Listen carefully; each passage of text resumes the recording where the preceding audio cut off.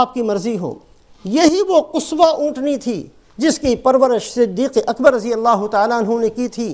یہی وہ قصوہ اونٹنی تھی جس پر رسول پاک علیہ السلام نے ہجرت کا پورا سفر اختیار فرمایا تھا۔ یہی وہ قصوہ اونٹنی تھی جب مدینہ منورہ میں پہنچے ہیں تو ہر مدینے کے قبیلے کا سردار درخواست کرتا تھا، یا رسول اللہ میرے گھر کو عزت بخشیے، آپ میرے گھر میں تشریف لائیں، میری مہمان نوازی کو قبول فرمائیں۔ تو آپ فرما رہے تھے ناقتی مأمورہ، میری اونٹنی کو اللہ کی طرف سے حکم ہے۔ یہی وہ قصوہ تھی، یہ بہت بابرکت اونٹنی تھی رسول پاک علیہ السلام۔ ناقتی مأمورہ، اللہ کی طرف سے براہ راست اس کو حکم ہے، جہاں یہ بیٹھ جائے گی وہی میرے قیام کی جگہ ہوگی۔ یہ اونٹنی حضرت ابو ایوب انصاری رضی اللہ تعالیٰ عنہ کے مکان پر جا کر بیٹھ گئی تھی۔ رسول پاک علیہ السلام نے انہی کی مہمان نوازی کو قبول فرما کر اس گھر کے اندر قیام فرمایا تھا۔ آج اسی اونٹنی پر رسول پاک علیہ السلام احرام باندھ کر 1400 یا 1500 صحابہ کے ساتھ جو روانہ ہوئے ہیں، سواری کے اندر یہی مبارک اونٹنی تھی۔ حدیبیہ کے اندر پہنچے ہیں تو یہ اونٹنی بیٹھ گئی۔ صحابہ نے بڑی کوشش کی اٹھانے کی۔ صحابہ نے کہا خلعت القصوہ، اونٹنی نے ضد کی ہے، جیسے بعض جانور اڑی پر آ جاتے ہیں، یہ اونٹنی ضدی بن گئی ہے۔ آپ نے فرمایا کہ نہیں، ما خلعت القصوہ، یہ اونٹنی ضد نہیں کر رہی، یہ اونٹنی ایسی نہیں ہے، یہ اس کی طبیعت نہیں ہے، یہ تو بڑی بابرکت اونٹنی ہے۔ حبسہا حابس الفیل، اس جگہ پر آج اللہ نے اس کو بٹھا دیا اور آگے جانے سے جو روک دیا ہے اسی اللہ نے روکا ہے جس نے ابرہہ کے ہاتھی کو روک دیا تھا۔ ابرہہ یمن کا بادشاہ، یمن کے اندر جب اس نے دیکھا کہ لوگ بیت اللہ کی طرف جاتے ہیں تو یمن کے اندر ایک سونے چاندی کا ہیرے جواہرات سے جڑا ہوا گھر بنایا اور لوگوں کو کہنے لگا کہ چھوڑو بیت اللہ کو جو پتھروں سے بنا ہوا ہے، اس میرے گھر کا طواف کرو اور اس کے اندر آ کر اس کا احرام باندھ کر آیا کرو۔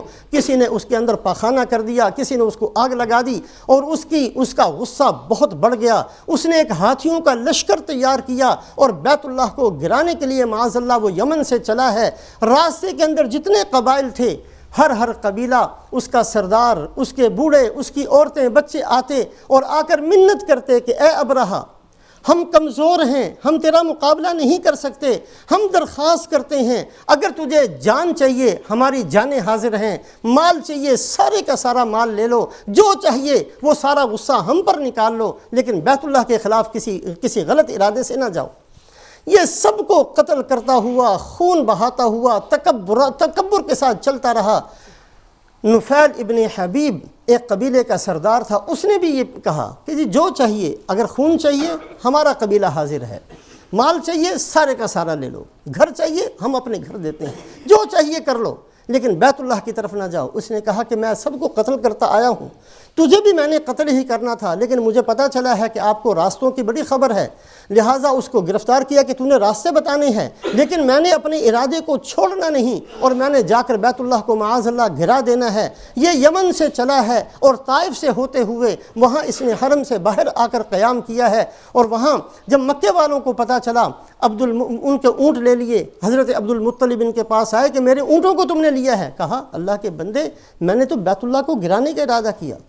کہ فَإِنَّ لَهُ رَبًّا، بیت اللہ کا ایک رب ہے، وہ اس کی حفاظت خود کرے گا، اونٹ میرے ہیں، میں اپنے اونٹ واپس لینے کے لیے آیا۔ حضرت عبد المطلب نے آپ صلی اللہ علیہ وسلم کے دادا جان نے سارے مکے والوں کو کہا مکہ خالی کر دو، پہاڑوں پر چلے جاؤ، دعا کی، مکہ خالی کر کے چلے گئے کہ اللہ کا گھر ہے، اللہ خود حفاظت فرمائیں گے۔ یہی نفیل ابن حبیب جو ایک قبیلے کا سردار تھا، جس کو ابرہہ نے چھوڑ دیا تھا اور راستہ بتانے کے لیے ساتھ لے کر آئے تھے، اس نے ہاتھیوں کا لشکر طائف کے طرف سے آیا، عرفات سے ہوتے ہوئے جہاں سے حرم شروع ہوتا ہے، جب وہاں پہنچا ہے تو حضرت یہ نفیل ابن حبیب نے اس ہاتھی کے کان میں کہا اللہ کا حرم آ گیا۔ ہاتھی کو کہا اللہ کا حرم آ گیا ہے، دیکھ لے اللہ کا حرم آ گیا ہے۔ یہ ہاتھی وہیں بیٹھ گیا۔ اب اس کو مارنا پیٹنا شروع کیا، اس کا رخ دوسری طرف کرتے اٹھ کر بھاگ پڑتا، لیکن حرم کی طرف لے کر چلتے تو وہیں بیٹھ جاتا۔ اللہ پاک نے ابابیل کو بھیج کر پورے کے پورے لشکر کو یہیں تباہ کیا ہے۔ الم تری کیف فعل ربک باصحاب الفیل سورت اتاری ہے، لیکن اللہ کا عجیب نظام ہے، جس بے حیا بدبخت نے لشکر کو لے کر آیا تھا اللہ نے اس کو نہیں ختم کیا، اس کو عبرت کے لیے چھوڑا، وہ کتنے سالوں تک زندہ رہا، اس کے اوپر بیماری کوڑ مسلط ہوا، اس کا جسم ذرہ ذرہ ہو کر گرتا تھا، اور اللہ نے اس کو نشان عبرت بنایا۔